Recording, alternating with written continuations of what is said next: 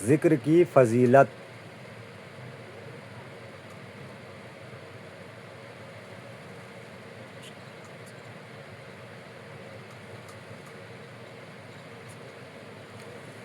پیارے اسلامی بھائیوں، آج ساری دنیا میں ایک عالمگیر بے چینی پائی جا رہی ہے۔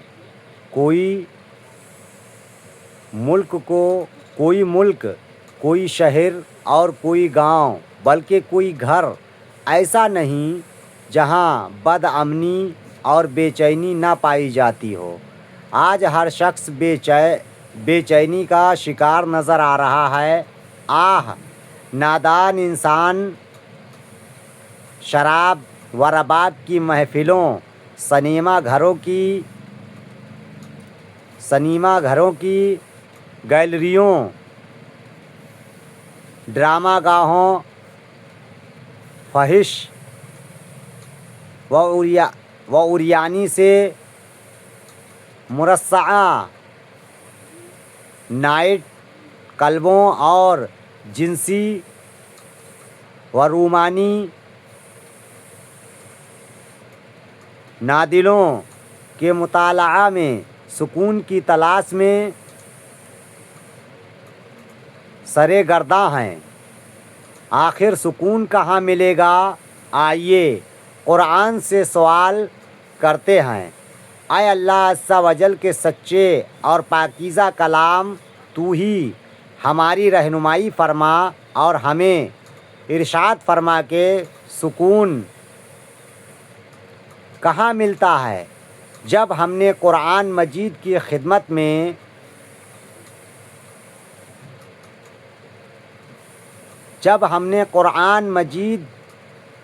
خدمت میں استفسار کیا تو جواب ملا، الا بذکر اللہ تطمئن القلوب۔ پارہ نمبر 13، رکوع نمبر 10۔ سن لو، اللہ کی یاد ہی میں دلوں کا چین ہے۔ گویا یہ بے چینی اور بے اطمینانی ذکر اللہ سے غفلت کی وجہ سے ہے۔ اللہ عز و جل کا ذکر دل کی غذا ہے، اور دل اگر اپنی غذا نہ پائے تو بے چین نہ ہو تو کیا ہو؟ معلوم ہوا کہ یہ پریشانیاں اور حیرانیاں محض اللہ عز و جل کے ذکر سے غفلت کے باعث ہیں۔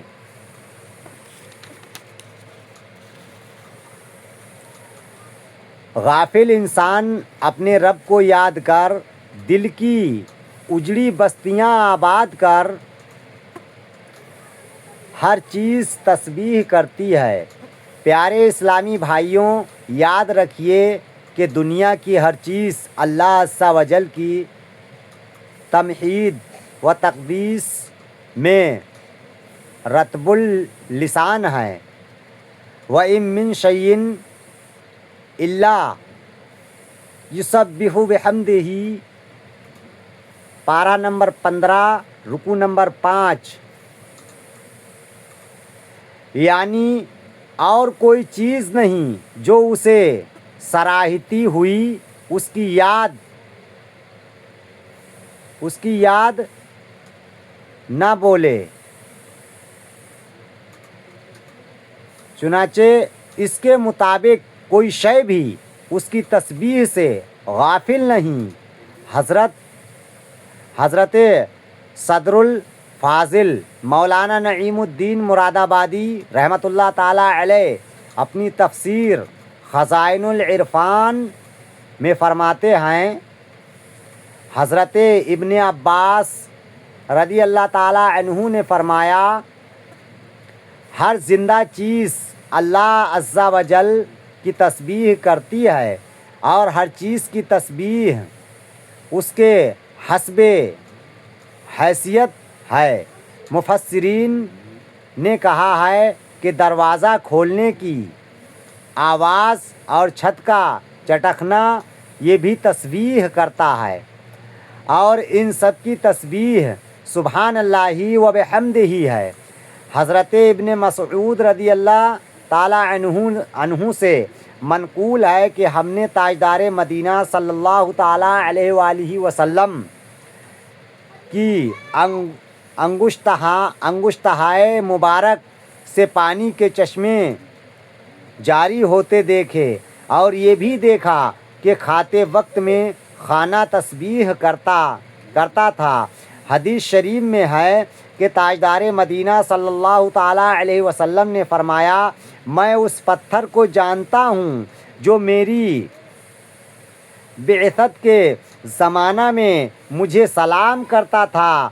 ابن عمر رضی اللہ تعالیٰ عنہما سے مروی ہے کہ سرکار مدینہ صلی اللہ تعالیٰ علیہ وآلہ وسلم لکڑی کے ایک ستون سے تکیہ فرما کر خطبہ فرمایا کرتے تھے۔ جب منبر بنایا گیا، حضور صلی اللہ تعالیٰ علیہ وآلہ وسلم منبر پر جلوہ افروز ہوئے تو وہ ستون رو دیا۔ غمخوار آقا صلی اللہ تعالیٰ علیہ وآلہ وسلم نے اس پر دستے کرم پھیرا اور شفقت فرمائی اور تسکین دی۔ جس کی تسکین سے روتے ہوئے ہنس پڑیں، اس تبسم کی عادت پہ لاکھوں سلام۔ غافل جانور ذبح کر دیا جاتا ہے۔ ان تمام احادیث سے جماد یعنی بے جان چیزیں مثلاً پتھر، لکڑی وغیرہ کا کلام اور تسبیح کرنا ثابت ہوا۔ شجر و حجر، جمادات و حیوانات سبھی اس کی یاد میں مشغول ہیں، اور جو غافل ہوا اس نے نقصان اٹھایا۔ چنانچہ حدیث پاک میں آتا ہے، کسی درخت پر کلاہڑا اس وقت چلتا ہے جب کہ وہ ذکر اللہ سے غفلت اختیار کرے۔ جو جانور ذکر اللہ سے غافل ہوتا ہے وہ ذبح کر دیا جاتا ہے۔ غافل پرندے کی سزا۔ حضرت جنید بغدادی رحمۃ اللہ تعالیٰ علیہ کے پاس کسی شخص نے ایک پرندہ تحفہ کے طور پر بھیجا۔ آپ نے قبول فرما کر اسے پنجرے میں بند کر دیا اور کچھ مدت اپنے پاس رکھ کر ایک دن اسے آزاد کر دیا۔ لوگوں نے پوچھا، حضرت آپ نے اسے آزاد کیوں کر دیا؟ تو فرمایا، مجھے اس پرندے نے بڑی منت سے کہا تھا کہ اے جنید، افسوس، تو اپنے دوستوں کے ساتھ ملاقات کا لطف اٹھائے اور مجھے میرے دوستوں کی ملاقات سے یوں دور رکھے اور پنجرے میں بند رکھے۔ مجھے اس پر رحم آیا اور چھوڑ دیا۔ اڑتے وقت وہ کہنے لگا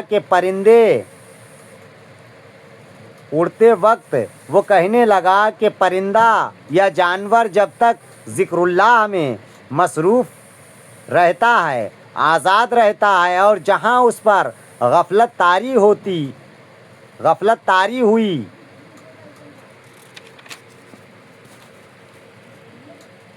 قید میں مبتلا ہو جاتا ہے۔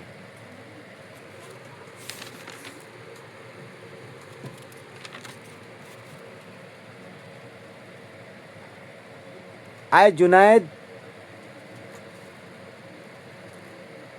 یاد الہی سے ایک ہی دن غافل ہوا تھا، جس کی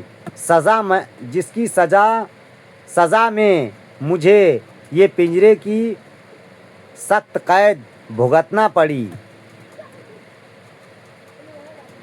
ہائے ان لوگوں کا کیا حال ہوگا جو اکثر اوقات ذکر اللہ سے غافل رہتے ہیں۔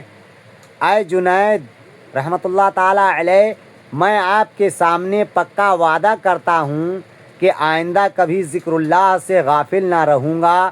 یہ کہہ کر پرندہ اڑ گیا۔ پھر وہ پرندہ حضرت جنید بغدادی رحمۃ اللہ تعالیٰ علیہ کی زیارت کے لیے آیا کرتا اور ان کے ہمراہ دسترخوان پر دانے وغیرہ بھی کھایا کرتا تھا۔ جب حضرت جنید بغدادی رحمۃ اللہ تعالیٰ علیہ کا انتقال ہوا تو وہ پرندہ بھی زمین پر گر پڑا اور تڑپ تڑپ کر ٹھنڈا ہو گیا۔ اس کے بعد حضرت جنید بغدادی رحمۃ اللہ تعالیٰ علیہ کو کسی نے خواب میں دیکھا اور حال پوچھا۔ انہوں نے جواب دیا، چونکہ اس پرندے پر میں نے رحم کھایا تھا، اللہ عز و جل نے مجھ پر رحم کیا۔ غافل مچھلیاں اور دانہ بچی۔ ایک بزرگ کے حالات میں لکھا ہے کہ آپ مچھلیاں پکڑ رہے تھے اور آپ کے ساتھ آپ کی چھوٹی لڑکی بھی بیٹھی تھی۔ آپ جو بھی مچھلی پکڑتے وہ اپنی لڑکی کو دیتے جاتے اور وہ لڑکی اپنے والد سے مچھلیاں لے کر پھر دریا میں ڈالتی جاتی۔ حضرت جب فارغ ہو کر اٹھے تو لڑکی سے فرمایا، بیٹی مچھلیاں کہاں ہیں؟ تو وہ بولی، ابا جان میں نے تو ان سب کو پھر دریا میں ڈال دیا ہے۔ حضرت نے فرمایا، تم نے یہ کیا کیا؟ ساری محنت برباد کر دی۔ تو وہ بولی کہ آپ ہی نے تو بتایا تھا کہ جو مچھلی ذکر اللہ سے غافل ہو جاتی ہے وہی جال میں پھنستی ہے۔ تو آپ جس مچھلی کو پکڑتے تھے میں سمجھ لیتی تھی کہ یہ مچھلی ذکر اللہ سے غافل ہے، جبھی تو پکڑی گئی ہے۔ اس لیے میں نے اس خیال سے کہ غافل مچھلیاں کھا کر ان کی صحبت سے کہیں ہم بھی ذکر اللہ سے غافل نہ ہو جائیں، لہٰذا میں نے وہ ساری مچھلیاں پھر دریا میں ڈال دیں۔ مینڈھک کثرت سے ذکر اللہ کرتا ہے۔ سرکار مدینہ صلی اللہ تعالیٰ علیہ وآلہ وسلم نے فرمایا، لا تقتلوا الضفدع فإنه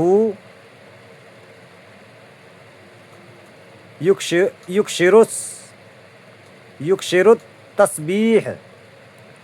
مینڈھک کو نہ مارو کیونکہ وہ کثرت سے تسبیح کرتا ہے۔ صحابہ اکرام علیہم الرضوان نے پوچھا، اس کی تسبیح کیا ہے؟ آپ صلی اللہ تعالیٰ علیہ وآلہ وسلم نے فرمایا، وہ کہتا ہے، سبحان اللہ، سبحان المعبود فی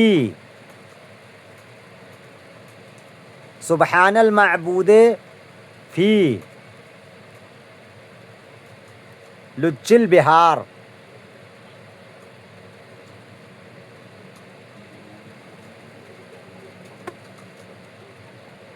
ترجمہ، پاک ہے وہ معبود گہرے دریاؤں میں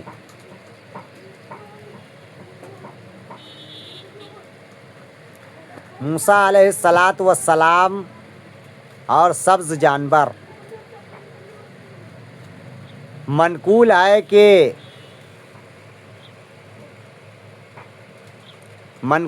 کہ ایک بار سیدنا حضرت موسیٰ علیہ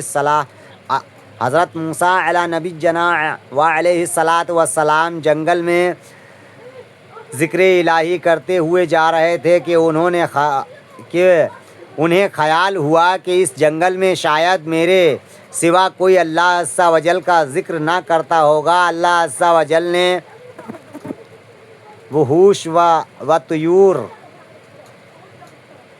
درندوں اور پرندوں کو حکم دیا کہ ہمارے ذکر کی آواز بلند کرو۔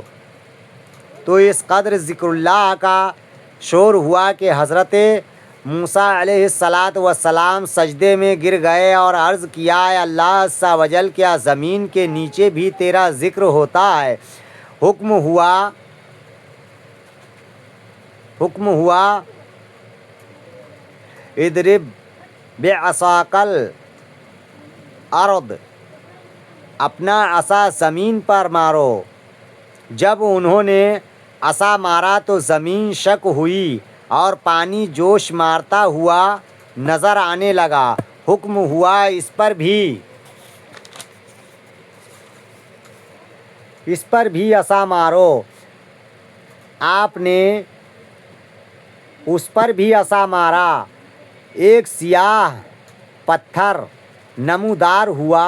حکم ہوا اس پر بھی عصا مارو۔ آپ نے اس پر بھی عصا مارا تو وہ پتھر شک ہوا اور ایک سبز جانور نکلا جو اللہ عز و جل کا ذکر کر رہا تھا۔ آپ نے اس سے پوچھا تیری پیدائش کو کتنا زمانہ ہوا؟ اس نے کہا 300 برس۔ آپ نے پھر پوچھا تیرا کام کیا ہے؟ اس نے کہا اللہ عز و جل کے ذکر سے بہتر کون سا کام ہے؟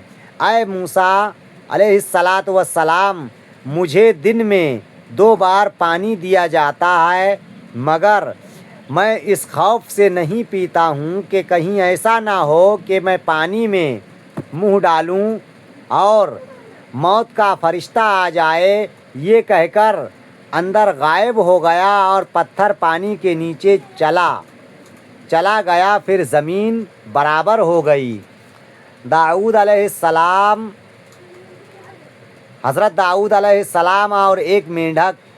حضرت داؤد علیہ السلام نے ایک مرتبہ ایک مینڈھک کو دیکھا جو محویت کے عالم میں اللہ عز و جل کو یاد کر رہا تھا۔ حضرت داؤد علیہ السلام نے اس سے پوچھا تم کب سے اس عالم میں ہو؟ تو وہ بولا اے اللہ عز و جل کے نبی، میں متواتر 70 سال سے اسی عالم میں ذکر اللہ میں محو ہوں اور اس عرصہ میں کبھی بھی اس کی یاد سے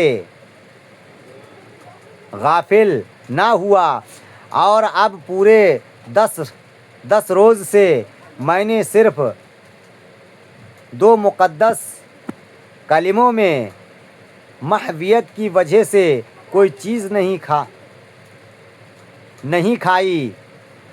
حضرت داؤد علیہ السلام نے پوچھا وہ 2 کلمے کون سے ہیں؟ وہ بولا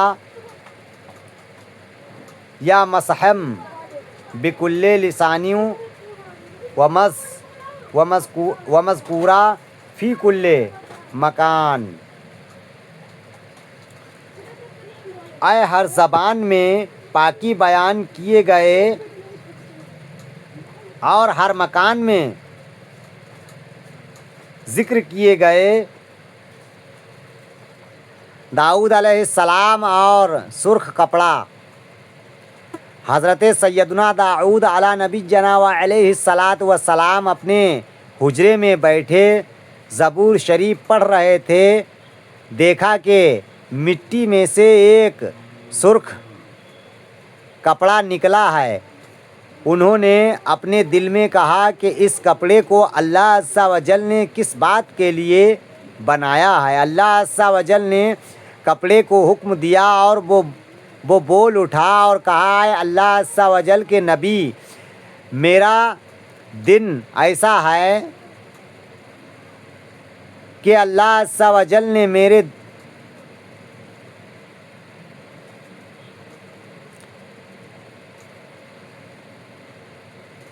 اے اللہ عز و جل کے نبی،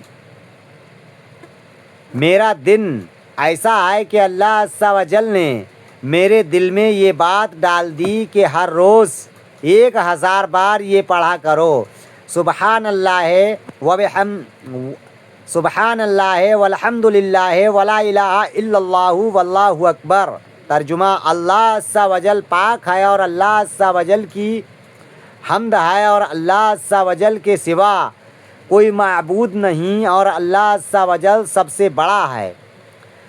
اور میری ہر شب اس طرح گزرتی ہے کہ رات کو میرے اندر اللہ عز و جل نے یہ بات ڈال دی کہ ہر رات کو 1000 بار یہ درود شریف پڑھوں۔ اللہم صلی علی محمد النبی الامی وآلہ وصحابہ۔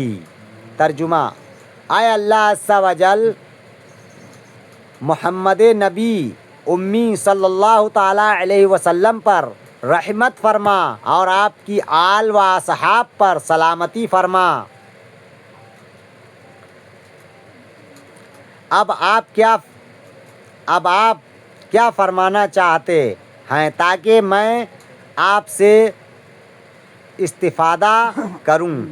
حضرت داؤد علیہ السلام اس کپڑے کو حقیر جاننے پر شرمندہ ہو گئے۔ اللہ عز و جل سے ڈر کر توبہ کی اور اسی پر بھروسہ کیا۔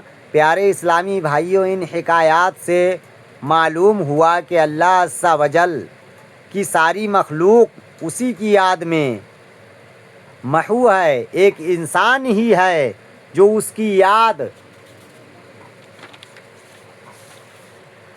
کی یاد سے غافل ہو جاتا ہے۔ پیارے اسلامی بھائیوں، یہ تو حیوانات کی حکایات تھیں۔ جمادات یعنی بے جان چیزیں بھی اللہ عز و جل کی تسبیح کرتی ہیں۔ چنانچہ قرآن پاک میں ارشاد ہوتا ہے: اِنَّا سَخَّرْنَا الْجِبَالَ مَعَهُ يُسَبِّحْنَا بِالْعَشِيِّ وَالْإِشْرَاقِ۔ ترجمہ: بے شک ہم نے اس کے ساتھ پہاڑ مسخر فرما دیے کہ تسبیح کرتے شام کو اور سورج چمکتے۔ پارہ نمبر 23 رکوع نمبر 11۔ اس آیت مبارک سے معلوم ہوا کہ پہاڑ بھی اللہ عز و جل کی تسبیح بیان کرتے ہیں۔ کنکریوں کی تسبیح: بعض صحابہ اکرام علیہم الرضوان فرماتے ہیں، ایک مرتبہ جب سرکار مدینہ صلی اللہ تعالیٰ علیہ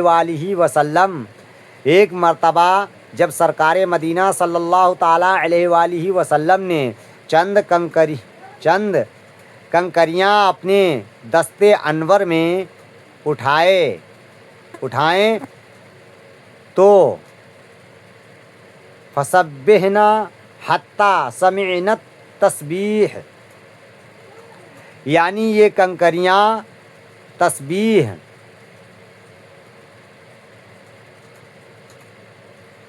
اور ہم نے ان کی آواز سنی۔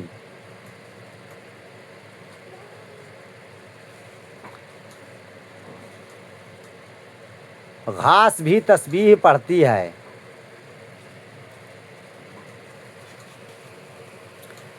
حضرت عبداللہ اور حضرت احمد بن حرب رحمۃ اللہ تعالی علیہ دونوں ایک جگہ تشریف لے گئے۔ حضرت احمد بن حرب رحمۃ اللہ تعالی علیہ نے زمین کی کچھ گھاس اکھاڑ دی۔ اس پر حضرت عبداللہ رحمۃ اللہ تعالی علیہ نے فرمایا کہ تجھے 5 چیزیں ملیں۔ اللہ عز و جل کی تسبیح سے ہٹ کر تیرا دل اس گھاس میں مشغول ہوا، تو نے ذکر اللہ کے علاوہ دوسری چیز کی عادت ڈالی۔ نمبر 3، تو نے وہ راہ ڈالی جس کی پیروی کی جائے گی۔ نمبر 4، تو نے اس گھاس کو اپنے رب اللہ عز و جل کی تسبیح سے روکا۔ نمبر 5، اور اپنے آپ پر قیامت کے دن اللہ تعالیٰ کی حجت قائم کر دی۔ ذرہ ذرہ اللہ عز و جل کا ذکر کرتا ہے۔ صاحب نزہۃ المجالس نے ایک بزرگ کی حکایت نقل کی ہے کہ انہوں نے قرآن پاک کی جب یہ آیت پڑھی وَإِن مِّن شَيْءٍ إِلَّا يُسَبِّحُ بِحَمْدِهِ، ترجمہ: اور کوئی حیرت نہیں اور کوئی ترجمہ اور کوئی چیز نہیں جو اسے سراہتی ہوئی اس کی پاکی نہ بولے۔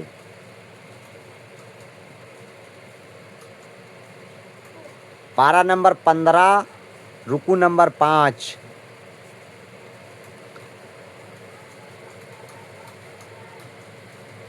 وَإِن مِّن شَيْءٍ وَإِلَّا يُسَبِّحُ بِحَمْدِهِ، اور کوئی چیز نہیں جو اسے سراہتی ہوئی اس کی پاکی نہ بولے۔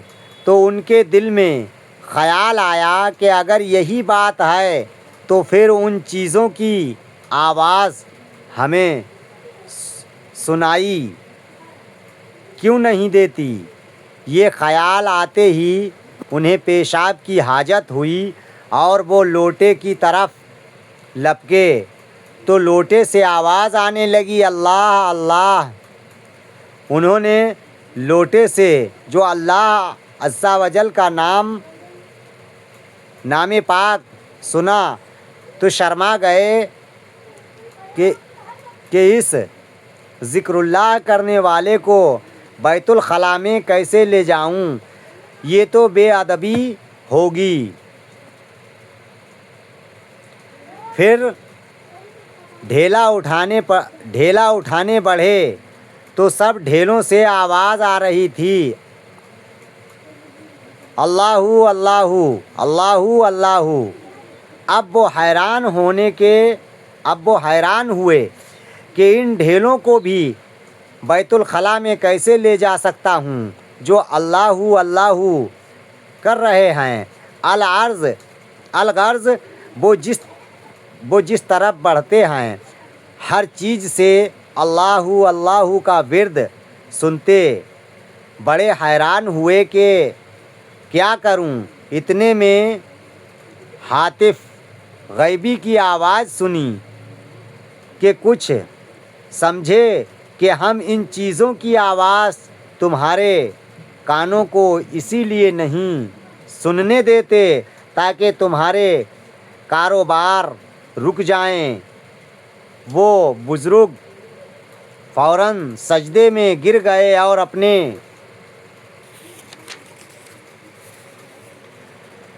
اپنے وسوسہ دل کی معافی چاہی۔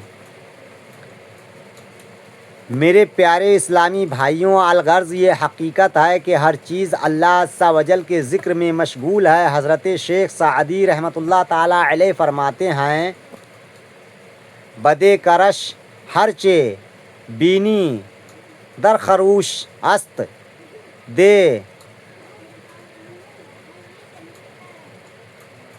دان درے معنا کے گوش است نہ بلبل بر گلشن تسبیح خوانست کہ ہر خار با تسبیحش زبانیست۔ ترجمہ، اللہ عز و جل کے ذکر سے ہر چیز بے خود ہے، لیکن اس راز کو وہی سمجھ سکتا ہے جس کے کان حق آشنا ہیں۔ صرف بلبل ہی اپنے پھول پر تسبیح خواں نہیں، بلکہ ہر ایک کانٹا خود اللہ تعالیٰ کی پاکی بیان کر رہا ہے۔ پیارے اسلامی بھائیوں، دیکھا آپ نے کہ کائنات کا ذرہ ذرہ اللہ عز و جل کا ذکر کرتا ہے، لیکن ہم لوگ کس قدر نادان ہیں کہ اللہ عز و جل نے ہم پر طرح طرح کے انعامات فرمائے، بے شمار نعمتیں عطا فرمائیں، پھر بھی ہم اللہ عز و جل کی یاد اور اس کے ذکر سے غافل ہیں۔ دیکھیے نہ دنیا میں بھی یہ دستور ہے کہ جس کا کھاؤ اسی کا گاؤ، تو یوں بھی شکر نعمت کے طور پر ہمیں زیادہ سے زیادہ اللہ عز و جل کا ذکر کرنا چاہیے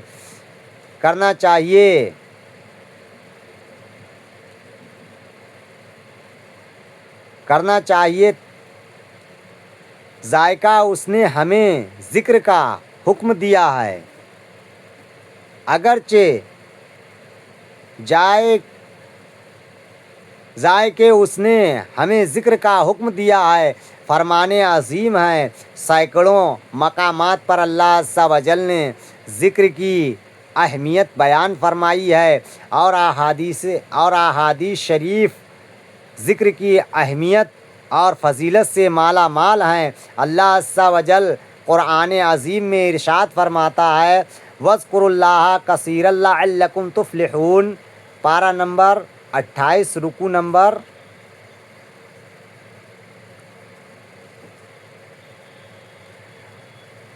'وَاذْكُرُوا اللَّهَ كَثِيرًا لَعَلَّكُمْ تُفْلِحُونَ،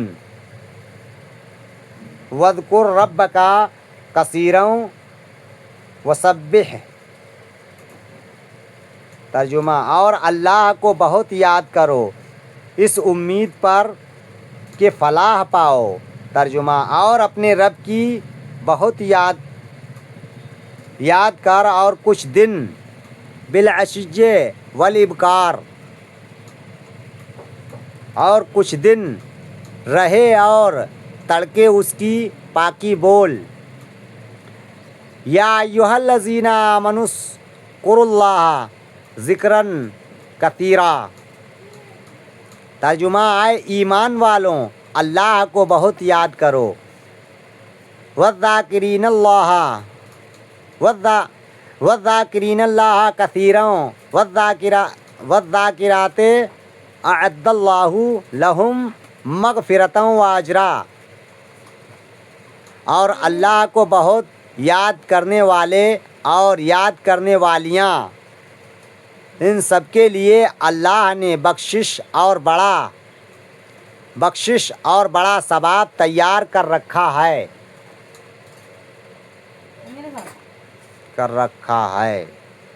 دیوانے ہو جاؤ۔ حضرت ابو سعید خدری رضی اللہ تعالیٰ عنہ سے مروی ہے کہ تاجدار مدینہ صلی اللہ تعالیٰ علیہ وآلہ وسلم نے فرمایا، اللہ عز و جل کا اس قدر کثرت سے ذکر کیا کرو کہ لوگ تمہیں دیوانہ کہنے لگیں۔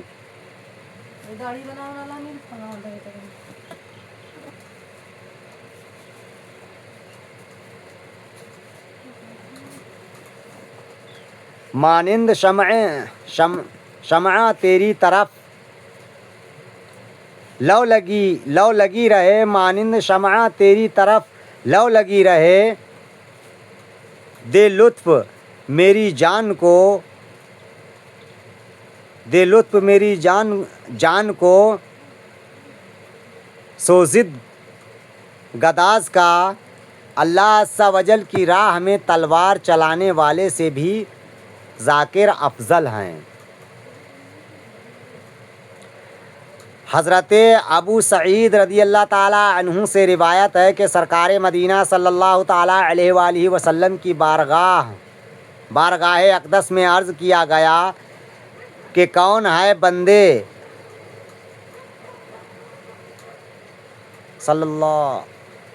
حضرت ابو سعید رضی اللہ تعالیٰ عنہ سے روایت ہے کہ سرکار مدینہ صلی اللہ تعالیٰ علیہ وآلہ وسلم کی بارگاہ اقدس میں عرض کیا گیا کہ کون سے بندے اللہ عز و جل کے نزدیک افضل اور قیامت کے دن بلند درجے والے ہیں۔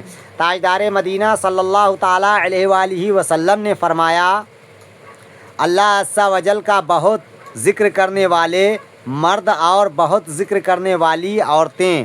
آپ صلی اللہ تعالیٰ علیہ وآلہ وسلم کی بارگاہ میں پھر عرض کیا گیا، اے اللہ عز و جل کے رسول صلی اللہ تعالیٰ علیہ وآلہ وسلم، اللہ عز و جل کی راہ کا غازی کون ہے؟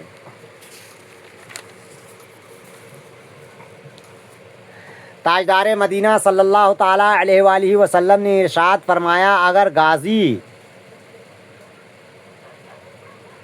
مشرکین اور کفار پر اتنی تلوار چلائیں کہ تلوار ٹوٹ جائیں اور خون میں رنگ جائے، تب بھی اللہ عز و جل کا ذکر کرنے والا اس سے درجہ میں زیادہ ہوگا۔ 40 سال تک روٹی نہ چبائی۔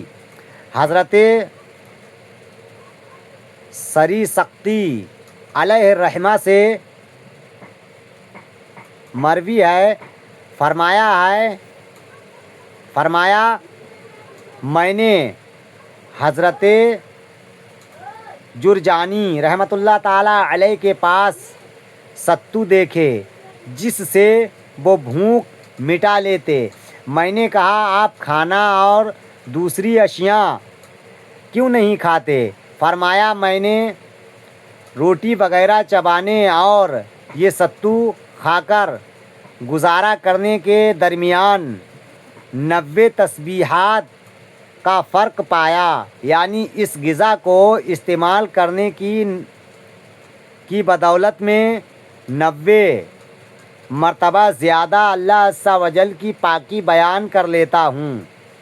لہٰذا 40 سال سے میں نے روٹی نہیں کھائی چبائی، میں نے روٹی نہیں چبائی رحمۃ اللہ تعالیٰ علیہما۔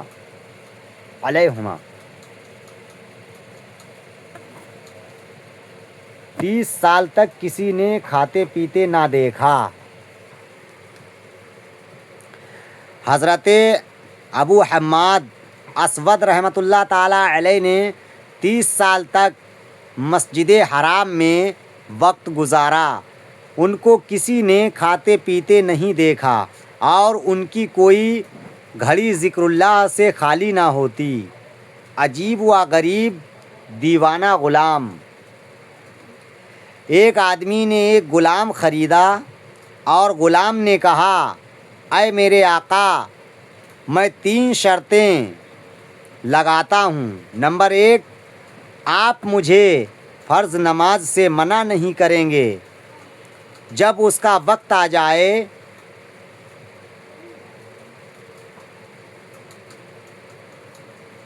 نمبر 2، آپ مجھے دن کو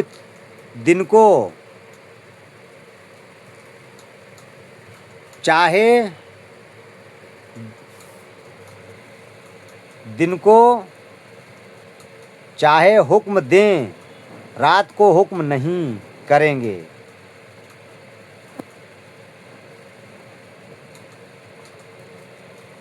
نمبر 3، اپنے گھر میں میرے لیے ایک کمرہ جدا کر دیں جس میں میرے سوا کوئی دوسرا داخل نہ ہو۔ اس آدمی نے کہا میں نے یہ شرطیں قبول کر لیں۔ پھر اس آدمی نے کہا اپنے لیے کمرہ پسند کر لو۔ چنانچہ غلام نے ایک خراب سا ٹوٹا پھوٹا کمرہ پسند کر لیا۔ اس پر اس آدمی نے کہا کہ اے غلام، تو نے خراب و خستہ کمرہ کیوں پسند کیا؟ غلام نے کہا اے میرے آقا، کیا آپ نہیں جانتے کہ ٹوٹا پھوٹا کمرہ بھی اللہ عز و جل کی یاد اور اس کے ذکر کی برکت سے باغ بن جاتا ہے؟ چنانچہ وہ غلام دن کو اپنے آقا کی خدمت کرتا اور رات کو اللہ تعالیٰ کی عبادت کرتا۔ کچھ مدت کے بعد ایک رات کو اس کا آقا گھر میں چلتے چلتے غلام کے کمرے میں پہنچ گیا تو دیکھا کہ کمرہ روشن ہے اور غلام سر بسجود ہے اور اس کے سر پر آسمان و زمین کے درمیان ایک روشن قندیل فانوس معلق ہے اور غلام اللہ رب العالمین کی بارگاہ میں عاجزی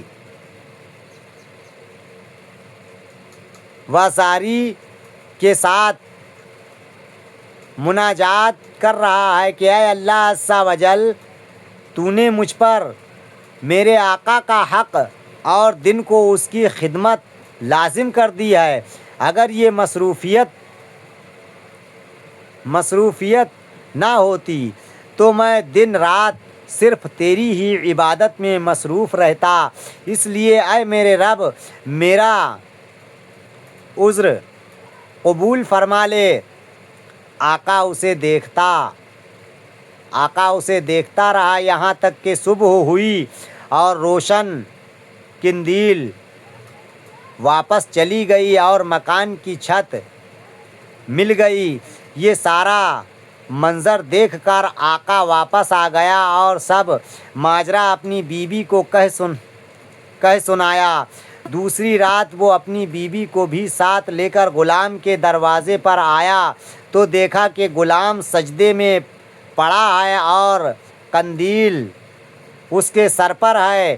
وہ دونوں کھڑے ہوئے یہ سب منظر دیکھ رہے تھے اور رو رہے تھے۔ آخر کار صبح ہوئی تو انہوں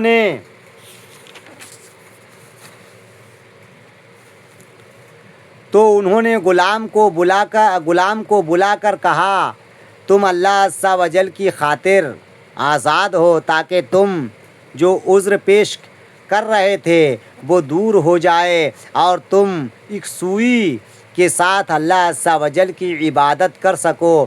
غلام نے اپنا سر آسمان کی طرف اٹھایا اور کہا، یا صاحب السر ان السر قد ظہر ولا ارید حیاتی بعد مشتہر۔ اے صاحب راز تو کھل گیا، اب راز کھلنے کے بعد میں زندگی نہیں چاہتا۔ پس اسی وقت وہ غلام گرا اور اس کی روح قفس انصری سے پرواز کر گئی رحمۃ اللہ تعالی علیہ۔ پیارے اسلامی بھائیوں، دیکھا آپ نے کس قدر مخلص غلام تھا۔ اس کے عابد و زاہد ہونے کا راز فاش ہو گیا تو بے قرار ہو گیا۔ اس کے لیے دنیا میں زندہ رہنا دوبھر ہو گیا۔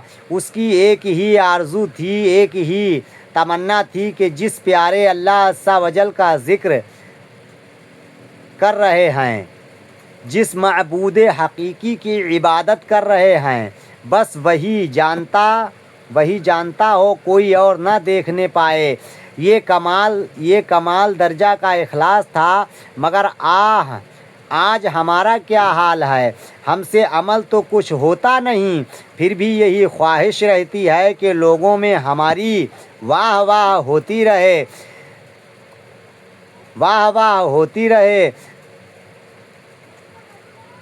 نیک نامی بڑھتی رہے۔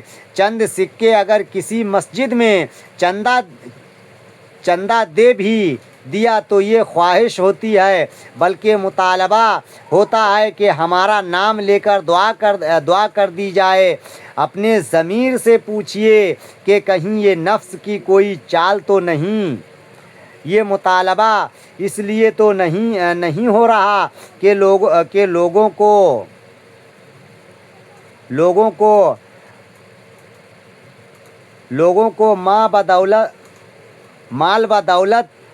مال بدولت کی سخاوت کا علم ہو جائے کہ جناب نے مسجد میں چندہ دے ڈالا ہے۔ ہر ایک کی یہی خواہش ہوتی ہے کہ میری لوگ تعظیم کیا کریں، میری تعریف کی جائے، لوگ ادب کے ساتھ مجھ سے بات کریں۔ اے اخلاص، تو کب اور کس طرح ہم نادانوں کے زنگ آلود دلوں کی صفائی کرے گا؟ ہم کب صرف اللہ عز و جل کی رضا کے لیے کام کرنا سیکھیں گے؟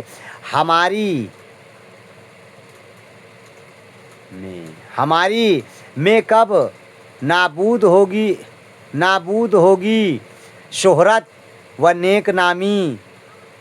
نیک نامی کی خواہش لب ختم ہوگی آہ، کب ختم ہوگی آہ، نفس بدکار نے دل پر یہ قیامت توڑی، نفس بدکار نے دل پر یہ قیامت توڑی، عمل نیک کیا بھی تو چھپانے نہ دیا، عمل نیک کیا بھی تو چھپانے نہ دیا، نفس بدکار نے دل پر یہ قیامت توڑی، عمل نیک کیا بھی تو چھپانے نہ دیا، میرے اعمال سیاہ نے کیا جینا دو بھر، میرے اعمال سیاہ نے کیا جینا دو بھر، زہر کھاتا